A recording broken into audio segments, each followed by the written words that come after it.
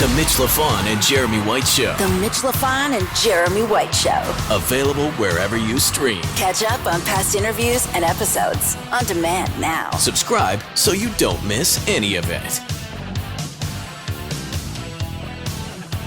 We are speaking to the one and only Michael Monroe. The new album, I Live Too Fast to Die Young, released June 10th on every available platform, Amazon, Spotify, wherever you can get your music. And as we say here in Montreal, bonjour, Michael. Comment allez-vous? How are you? Bonjour. I'm very well, thank you. Yeah, so let's get right into this album. And I will ask you some questions about your past and your history, but I really want to get into this because I've been listening to it for a while because they sent me a link. And it is just terrific. And what I like the most about it is that you just make Michael Monroe music. You don't care about charts. You don't care about Billboard. This is just dirty rock and roll. Talk to me about this, about the album. Thank you. I'm glad you like it. This album, I wanted to kind of refresh the band's sound, and I always try to try new things and expand horizons. And we went into a new studio I never worked with before, and a new engineer I never worked with before. Took a conscious risk, and it paid off. I think it really added a lot to the record. It's sound wise, production wise, and song wise. It's we renewed this band's sound in a good, best possible way. I keep my style and attitude remains the same, but these kind of the songs on this album are very different from what I've done before. There's a lot of variety and a lot of new types of songs, and while still keeping that firm line of the punk is always going to be there, and it's the attitude and the relevant lyrics and I think it's this one feels special, and I'm glad we kept it to about 11 songs. We had about 34 songs last summer. Wow. Yeah, everybody writes in the band. I always encourage everyone to write as much as they want, and I choose the best songs for the album, regardless of who wrote them and what makes the best entirety. I had a couple of songs left of from the last album, One Man Gang, that I thought for sure was going to make this record. But after we were finished recording, I realized that it didn't fit this record anymore, which was great. And you always try to stick to the 10, 11, 12, 13 at the most for an album. And I'm glad the songs just fell into place. And in the end, I realized, these 11 made the perfect entirety, the beginning and the end. And kind of record you want to listen to again after it's over, So. Well, listen, I fully agree, because what I do before an interview is I'll listen to the record like in the hour before, just so it's fresh in my mind, and I listen to it, and then I started it over. Cool, that's great. Because you hear Murder of the Summer Love and Young Drunks, Old Alcoholics, and you get down to Dearly Departed, and it just flows. The flow is perfect. I mean, it's got the peaks and valleys where the peaks and valleys should be, and you just go, okay. That's a rock record. That's a really well done rock record. Right. Was this a pandemic record in the sense that you and Steve Conte and the rest of the guys couldn't meet in the studio and everything was done through MP3s and email, or was it a studio record where you just said, okay, we're just going to wait and let's get in there and let's do this together? Well, we couldn't get together with the band for about 2 years almost. We did get together to make some demos on last August. We got together for about a week to record some demos of. And we had 34 songs. We recorded about 20 of them, and then went into the studio. I met with the engineer and checked out the new studio, and I talked to him, and I decided that's the way to go. So we started recording in the beginning of November. We all got together in Helsinki, and Sami, Steve, and Rich. And we had these songs. I mean, we wrote them during the 2 years. A couple of them were written before the pandemic, like Everybody's Nobody. I wrote that with Rich before the pandemic. We even made a demo of that in my house right here in this room. And that was in the summer before the pandemic started, and there was, and also All Fighter was written back then. So, and these other songs were just we keep sending songs back and forth, and well, let's say for example, No Guilt was, I had the chorus for that. I recorded it on my cell phone and I sent it to Rich as a text message. And he had an idea. I had a verse too, but he had a better verse. He was inspired to start working on a verse, and he sent me his idea and made like a rough demo of it. And then I, he sent me the music and I did a vocal on it and sent it back to him. That's the way most of these songs came together. So thank God for the internet, for that. In that sense, the internet's good. Yeah, the internet's good, and it certainly changes the way that we approach songwriting and making albums. I see there over your shoulder you've got the whatever double platinum award for Guns N' Roses because obviously you were on that. We had Axl on You're Not Fake. Yeah, go ahead. Tell me about that story. That was at that time. It was triple platinum. The Use Your Illusion album. I played the sax and harmonica on the song Bad Obsession. Yep. And then when I went to do that, I had recorded. Axl told me on the phone that he hadn't heard the Dead Boys much, so I recorded the Dead Boys first two albums on the audio cassette, and we were listening to that in his car in Hollywood, driving around. When he heard the song "Ain't It Fun," he said, "Wow, let's get the band together for this," and because they were recording the Spaghetti Incident. Yeah. So we ended, and he said, "Let's do this song," and I said, "Wow, it'll be cool." And he said, "Let's do this a duet." And I said, "Well, could it say in memory of Steve Baders?" Because Steve had just passed away and was a dear friend of mine and a big influence on me and all that. He says, "Oh yeah, of course." And then so I thought it was fantastic. We did the vocal face to face. It was magical. I had candles around us. It was the Record Plant Studios. They were keeping the studio open for their session. Wow. I think the studio was going to close down, but they kept it open for the Guns N' Roses sessions. And Axl actually lived there in one of the rooms, and that's the way to do it. I says, "Well, you getting candles? Okay." So we put candles around us and sang it face to face, and it was really magical. Steve was there in spirit for sure. It's like he even Axl sounds just like Steve in places like when he says "Ain't it fun," we just feel like just got to get a gun. His voice is just like Steve, so it wasn't only a duet; it was like a trio. Steve was there in spirit for sure, and it was great to have. I thought to have a homage to Steve. Have all the millions of Guns N' Roses fans will see Steve's name on the album. That was so cool, and I didn't want any money for it either. I wanted to make sure that it makes the album. Because I heard a lot of those bands got a little bit greedy. The Bank of the Roses said, "Oh wow, big money," and so dollar signs. And I thought I just wanted to make sure that the song is on the album, and I didn't want any money. I said I want my if you could just say in memory of Steve Baders and just spell my name right. That's all. That's the way to do it. And by the way, "Ain't It Fun" is one of the greatest songs they've re-recorded or covered, I guess is the word for it. But my question was going to be, you got Slash on this record to come and do some solos on the title track. Yeah. Talk to me about that, because when you hear a Slash solo, you go, "Oh, that's Slash." Like, I mean, That's right. He's got a signature sound for sure. We were pretty far into recording, and I just thought of that song that would be perfect for Slash to play a solo on, and he hadn't played on the previous four albums, and it's always been really accommodating whenever I asked him for anything. And he's just a real sweet guy, heart of gold, and a great player. And I'm so happy that he's as big as he is, because he plays the right kind of guitar. And really, really cool guy. So I emailed him the song, and I said, "Would you like to play this? Is the title track of my new album, and would you like to play a solo on it?" And he said, "Yeah, I love the song, but he's super busy. He's doing promotion. He's got an album coming out and stuff. So when do you need it by?" And I was like, "Well, now." Yesterday. I need it by yesterday. Yeah. Yeah, exactly. So he says, "Well, let me see if I can carve out a day for it." And the next day, we got an email from his engineer asking for the files, and the next day after that, we had the solo. So I was like, "God bless you. Thank you." Sweet guy. Really cool. And a great solo. It's like really off the cuff, spontaneous.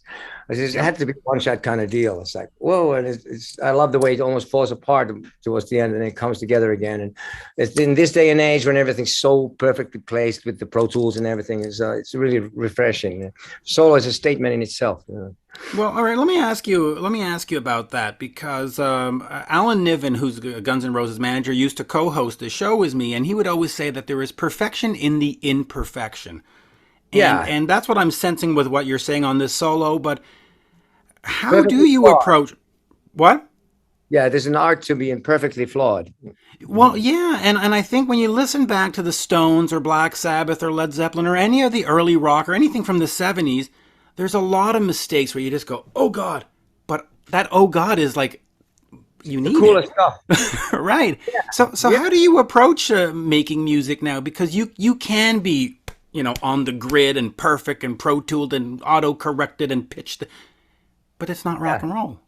No, no, no, no. You want to keep the roughness, the rawness, and the spontaneity, and keep the edge, and maintain that. And so the mistakes are usually the best things, Right.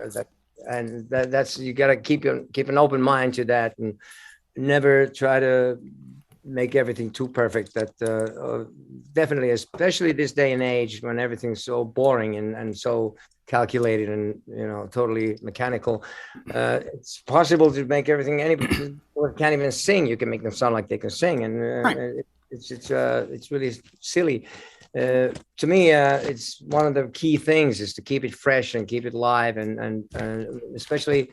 Luckily, I have a band, the best band I could hope for, and these guys are such great players, so we don't have to worry. I Yeah. mean, we always these guys deliver, and it's always the best things and the most fun things are the mistakes, things that happen spontaneous. Spontaneously, yeah. And you can never go wrong with Company of Wolves, Steve Conte. I mean, that guy and that album. I bought that album. That's a great Well, yeah, album. we were. It's funny. We never met in the 80s and 90s. We were in the same label. I was in Polygram, and he was as well with the Company of Wolves, and we never ran into each other. We had the same A&R guy and everything. We never ran into each other, and then we just became friends later, and with this band. And it's funny, but it's really great player. All of them are great players, and great the same taste in music, and we always have a great time together. And that's one of the things too. The chemistry in the band is really special. It's really rare to find that. And I created this around me. I like to have people to work with who are good people, and it's a good vibe. And you live with them on the road, and you better have. It only takes one guy to ruin the whole vibe. If you don't one jerk in the band, and I will not allow it. I don't care how good a player you are. It's the spirit is so important, the vibe, and so that everyone's a good guy. And that way you have a good time, and it comes across on stage or on a record. You can't fake that. We're having a good time Not making, faking it. not faking it for real. Yeah, I'm for real. I Even when bought I'm that album too, by the way. Okay, but let me just ask you this then: the album is great, and I mean that sincerely. I listened to it a bunch of times, and I just went, "Fuck, I gotta buy this. A link's not gonna do me. I gotta buy this." cool. It'll probably go to number one in Finland, like a lot of your other stuff. But how do you take this great music and then get it to the people and get it on, or Billboard, or get it to fans in the States? Because this can't just go crawling under a rock. I mean, people have got to hear this. Well, I agree. Well, I'm doing the best I can, but I don't know how that works these days. I mean, Right. now we have good management and good booking agency, UTA, and Silver Lining, a good label. Yep. I haven't had that before, so I'm hoping this time we'll get more attention. But we're getting good gigs already. The pandemic came, and the last album, One Man Gang, it was cut short because of the pandemic, of course, like everybody else. But now we're getting back into it, and now on the road. We got some shows with Alice Cooper in Europe in June, and we're opening up for Guns N' Roses in London on July 1st and 2nd Wow.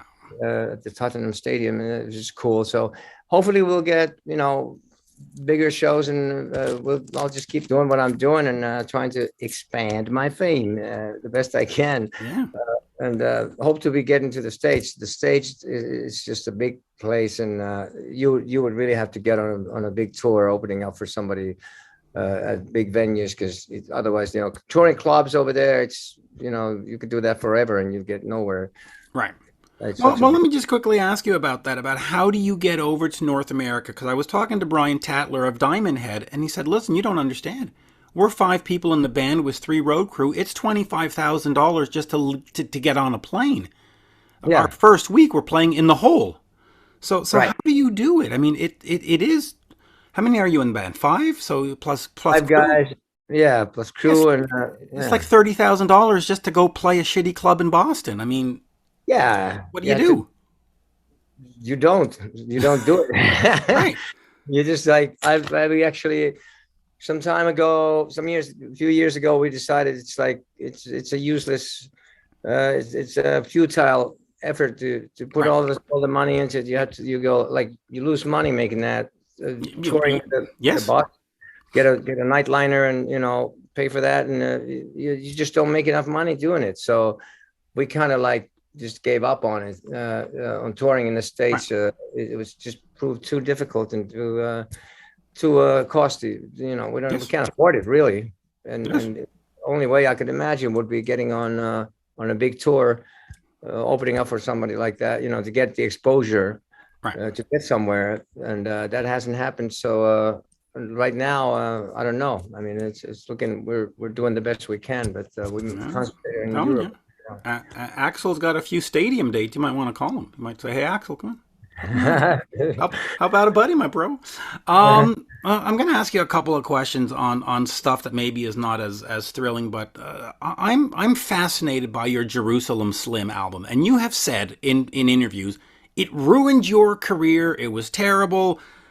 I want to forget about its existence.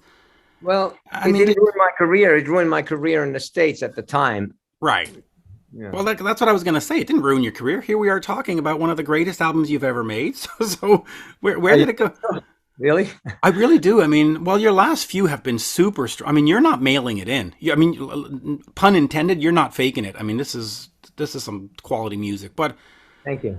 but Yes. and I know, and you seem uncomfortable about the situation. But you have Steve Stevens, who's in Billy Idol, goes off with Vince Neil. He is one of the greatest guitarists ever. How did this chemistry not work for you? Well, there was a conflict in the end. I mean, it started out with me and Steve. Steve approached me, and he was convinced that he should be my guitar player after hearing the Not Faking It album, and especially the song All Night with the Lights On had this solo with because my engineer, Not Faking It, was Michael Frondelli, who was engineering the Billy Idol's Rebel Yell album, and well, Steve heard some an effect in that solo. I thought that should have been like my solo, I should be a guitar player. And the guy, I mean, he looked the part, and he seemed like a nice guy. And I got to started hanging with him, and we wrote a bunch of songs, made some demos over like about a year. And then I wanted Little Steven to produce it, and that would have been good. But then the record company didn't allow that. And I was like, what? You don't want Little Steven to produce? Now what am I going to do now? I mean, he's the guy I wanted to work with. And then Steve Stevens didn't support me either on that. And then they went for this German heavy metal producer, Michael Wagner, who was the flavor of the month at the time, because he'd done the Ozzy Osbourne album. He's mixed that, and what was that, Skid Row or whatever, I'd been like popular. Right, and he was doing all the bands at that time. Yeah, and he was the worst possible person to produce. I mean, I'm sure he's a good producer, but he was the wrong combination. Him and Steve Stevens together, it turned into heavy metal histrionics, guitar solos, and it just took a turn to the worst. It wasn't anymore. It wasn't my record anymore. It wasn't rock and roll anymore. It became this heavy metal noodling million notes per second. Steve even started playing. He just turned around and started playing a completely different way, the kind of style that he knew I didn't like. On the demos, he played more rock and roll, Chuck Berry style, And then in the studio, we went into do the basic tracks in Wisconsin. I didn't want to go to record in LA, and then all of a sudden we were going to go to LA. So I did my vocals in Wisconsin in this really shitty studio we were in for that Michael Wagner wanted to be in, and I had done my vocals. So I went to LA. It was supposed to be a couple of weeks of guitars. Ended up being 3 months of guitar hell.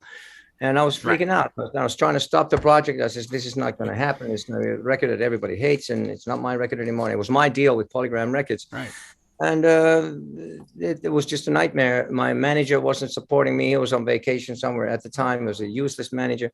I got my A&R guy was in New York. I tried to get the a local A&R guy and this California guy came to the studio, and Steve and Wagner played him a couple of songs that sounded okay. He says, "Well, this sounds fine. What are you talking about, Michael?" I says, "What?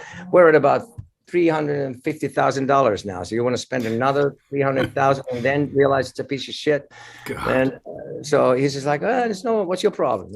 And so I was like, that was the worst time in my life. I couldn't get anyone to help me and stop the record, and it continued. And they just kept like, I mean, the days were like, say, Steve would play a solo, and Wagner was just like, yeah, man, let's do the solo. And I said, no matter how great a solo is, it doesn't save the song if the song doesn't have it. So right. In the end, they would go like this. Steve would try out, have a couple of takes, and as great a player as he is, it was great. I said, okay, that's it. That's the solo, right? And Wagner would say, "No, Michael, I'm adjusting the EQ or just a little bit more." And there's the EQ, and a couple of millimeters here or there, and then whatever. Then it would go. They'd do like 10 to 15 solos, one after another, and more with the two hands in the neck and all that style. I was like, oh my God. And then, okay, now are we done with the solo? Then it'd be like, oh, now we do a comp. Oh, so you don't have a solo between all those? There's a combination of all those. And I was like, okay, so how long is that going to take? And then, okay, now are we finally done with the solo? Can we move on? Oh, now we go eat. Now we got to dinner for like 2 or 3 hours. I was like, oh God. So pissing away the money. In the end, it ended up costing $700,000, that record, which is a piece of shit. And that, the best thing was at the end of it all, at the mixing, Steve turns around, comes to me all of a sudden. Before that, it was like, don't bother me. I got to do my solos. I'm going to show everybody how great I play. I was like, okay, excuse me. And then at the end of it all, he says, "Michael, Wagner is mixing it all wrong." I was like, what? Wait a minute. Whoa. I thought at least I gave you the benefit of the doubt that maybe you guys knew something I didn't know. Now you're telling me he's doing it wrong? I said, come on, are you serious? This whole record's been wrong from the beginning, from the get-go. If we want to save this record, we got to go back to New York, start over from scratch and do it again. I mean, everything's been like totally the opposite of what we did in the demos. So yeah, but when I said, what about the demos? It's, screw the demos. Now we're doing the album now. And it's just like, I don't know what the point was, because he knew that I wasn't going to be happy with that. So why would he go all the way the other way?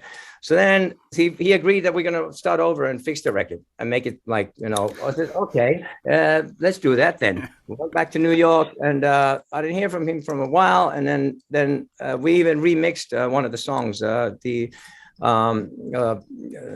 worst thing is Wagner had made a mix of it all. So the record label had a so-called finished album to put out. And I was like, I never want this album out as it is. It's a mistake.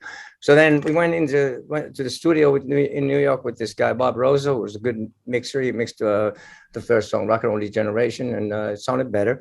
But then Steve disappeared and didn't say nothing. And next thing, one day I'm watching MTV, and there's some awards show where Vince Neil is there. Vince Neil is doing a solo record, a project, and who's the guitar player? Steve Stevens is playing as the guitar player, playing a solo with some toy gun, some space gun with the woo woo woo, this and doing what he does. Right. All the way to the other. I mean, he worked great with Billy Idol when they had Keith Forsey was the producer and Billy, and they kept him on a short leash in a way that they got the best out of him. But in this one with Wagner as the producer, he was like walking all over me and going totally the other way. If Little Steven had been allowed to produce the album, it would have been great.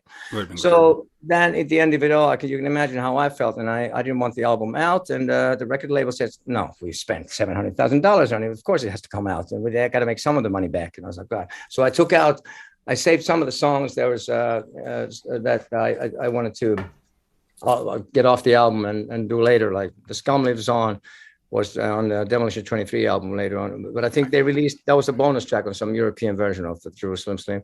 That version, which actually had Donald Trump in the names, Who's Going to Live Forever, The Scum That's Going to Live Forever. That was the only good thing about that version. But there's a few songs I pulled off. I decided, okay, let's let it be a complete piece of crap. The heavy metal histrionics, all this. I mean, fans do love it. I mean, a lot of fans I know love it. So I mean, good for them. Well, I'm glad somebody gets some joy out of it, because it's the worst thing that ever happened to me. I mean, I've always taken pride in making good records and quality stuff, and like, so the records that I can stand behind 100%. Now, this was the worst that could have happened, because I would never. If anything, I don't mind not being the biggest name, not ever, making it huge or anything like that. And I want to maintain my integrity and have, be what I am today and be proud of it. But that record, that's why it's a big black mark in my career, in my mind. And it just so happened that it's not me, it was just a project that turned to shit. But the thing is, the name Jerusalem Slim, I was like, Sami came up with that, Sami Yaffa, and Steve started even redoing Sami's bass part in the end. I mean, really like anal retentive, like making it totally perfectly. I'm talking about totally ruining everything and making it mechanic. Who wants to redo Sami Yaffa, the best rock and roll bass player on the planet? Who wants to redo his bass parts? Just make it perfect. And I was like, are you crazy? And I was just insanity. So therefore, then I even suggested the record label, when they said they're going to release the album, I said, okay, can we please call it Michael Monroe Faking It? They wouldn't go. They wouldn't go for that. That's great. That's great. Well, hey, listen. The best part of that album must be the recoupment cost statements that you get because of all that money they spent on just solos. But they own my ass. Those records. I'm not faking it. I'm never going to see a cent from any of those records for sure. But to take the bad situation. I had to get dropped off the label because of that record. So I waited for over a year because then by this time I owed them almost $1 million. So one day my lawyer called and says, Michael, they dropped you.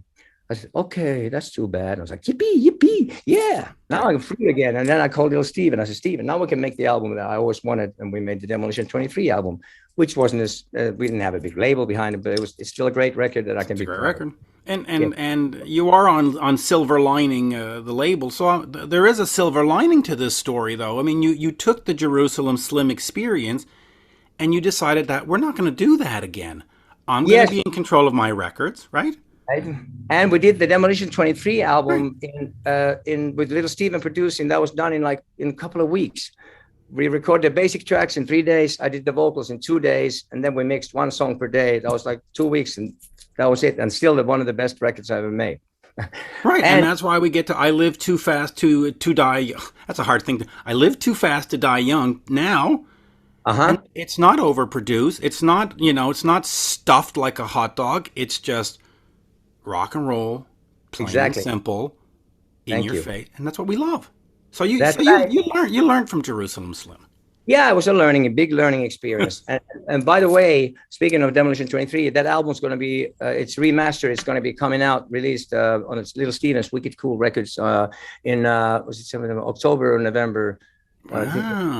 This year. It sounds better than ever, and it's coming out on vinyl and CD and digital, all the formats. Oh, that's great, because it's hard to find. I mean, it's been out a pain in the ass to find. Yeah, so now it's finally going to be out, and new artwork and everything, and remastered, sounding greater than ever. In this fall, it's coming out, which is great. See, so it all worked out in the end. Yeah, everything will always work out, and it was a learning experience, an expensive lesson that Jerusalem Slim was a price for the education, like Keith Richards said. When they got That's right. University of Recoupment. Oh, my God. Jeez. Michael, always a pleasure. We've done plenty of interviews. First time I think we've actually done a Zoom, but always a pleasure. Thank you. Likewise. Same here, man. It's great as we say in Montreal, merci beaucoup. Thank you so much. And get on some kind of stadium tour. We got to see you live over here. We got to figure it out somehow. I want to. I'm there. If there's a way to do it, I'm there. Thank you, sir. Thank you so much. God bless you. Bye-bye. Cheers. Bye-bye now. Bye. The Mitch Lafon and Jeremy White Show. The Mitch Lafon and Jeremy White Show. Available wherever you stream. Catch up on past interviews and episodes on demand now. Subscribe so you don't miss any of it.